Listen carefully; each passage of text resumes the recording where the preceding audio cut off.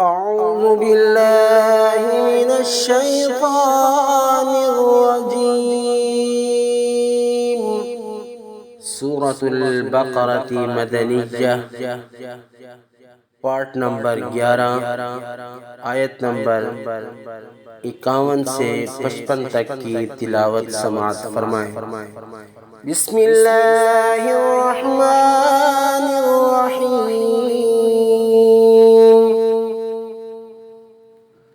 وَإِذْ وَاعَدْنَا مُوسَىٰ 40 لَيْلَةً ثُمَّ اتَّخَذْتُمُ الْعِجْلَ مِن بَعْدِهِ وَأَنْتُمْ ظَالِمُونَ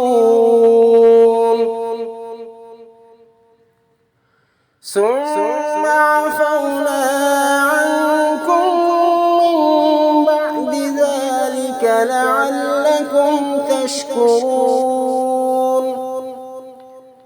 وَإِذْ آتَيْنَا مُوسَى الْكِتَابَ وَالْفُرْقَانَ لَعَلَّكُمْ تهتدون. وَإِذْ قَالَ مُوسَى لِقَوْمِهِ يَا قَوْمِ إِنَّكُمْ ظَلَمْتُمْ أَنفُسَكُمْ بِاتِّخَاذِكُمُ الْعِجْلَ فَتُوبُوا إِلَى بَارِئِكُمْ فاقتلوا أنفسكم ذلكم خير لكم عند بارئكم فتاب عليكم إنه هو التواب الرحيم.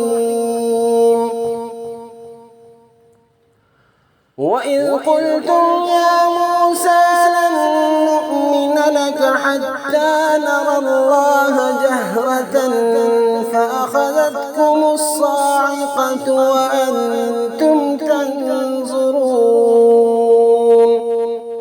صدق الله